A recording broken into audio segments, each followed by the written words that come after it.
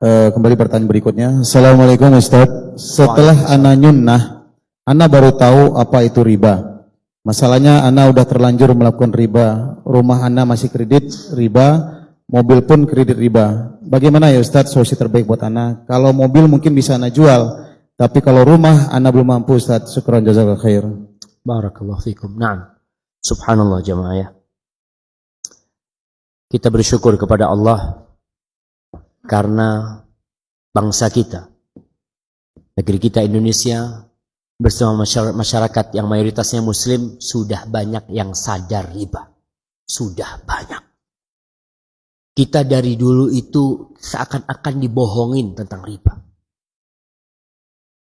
Karena memang nggak ada bank riba itu nggak ada kan? Ada bank riba. Nggak ada yang datang orang Islam. Tapi bank berbunga. Masya Allah. Riba itu haram, bunga itu harum. Makanya orang kadang-kadang dapat bunga itu tidak merasa riba. Sekarang alhamdulillah. Padahal dari dulu dia tahu. Kalau itu ada bunganya. Tahu dia.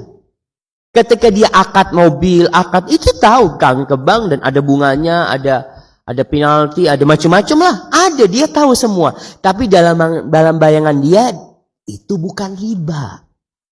Sekarang baru sadar, ternyata riba. Oleh karena itu, menggunakan istilah yang syar'i, membantu orang untuk kembali kepada Allah. Seorang pelacur ketika dikatakan pezina, ada nggak harapan kembali? Ada. Ya Allah, saya ini berzina dan zina itu seharusnya dirajam macam-macam. Tapi kalau dikatakan PSK, ada nggak harapan tobat? Saya ini PSK, saya menghidupi 2 anak saya. Bangga dia jadi PSK. Karena namanya sudah dirubah. Dan kita berarti menjerumuskan saudara-saudara kita ke dalam dosa secara tidak sadar. Bagaimana orang yang sudah terjebak dalam riba? Yang pertama bertobat kepada Allah Subhanahu wa taala. Dia menyesali meninggalkannya dan bertekad untuk tidak kembali. Gimana yang belum bisa ditinggalkan umpamanya? Ya dia berusaha untuk menutup semampu dia. Tadi dia mengatakan mobil bisa anda jual, jual yang dia mampu. Rumah nggak mampu, jangan dijual. Kalau dia nggak mampu, Allah mengatakan fattaqullaha mastata'tum. Bertakwalah kepada Allah sesuai kemampuan kalian. Tapi ingat, Allah itu tahu sampai mana batas kemampuanmu. Ada orang yang tidak mau, bukan tidak mampu.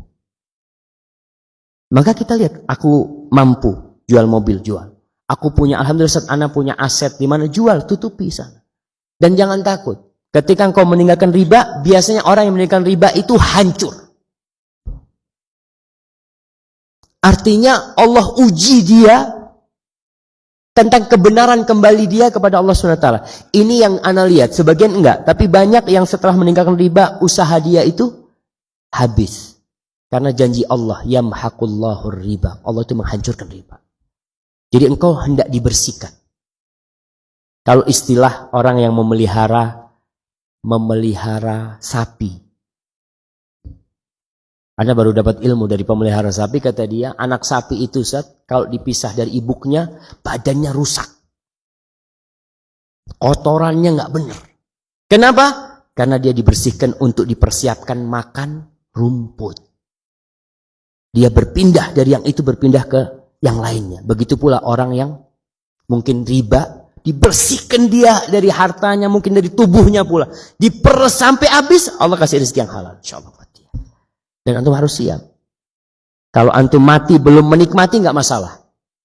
Ada orang yang mati belum menikmati tobat dia. Sebenarnya kenikmatan yang sebenarnya yang akan kau rasakan adalah ketika kau di surga. Walaupun ada orang meninggalkan riba kemudian hidupnya susah sampai mati dia susah, nggak masalah. Tapi Allah ampuni dosa-dosamu insyaallah. Hadza wallahu a'lam bissawab. Nah.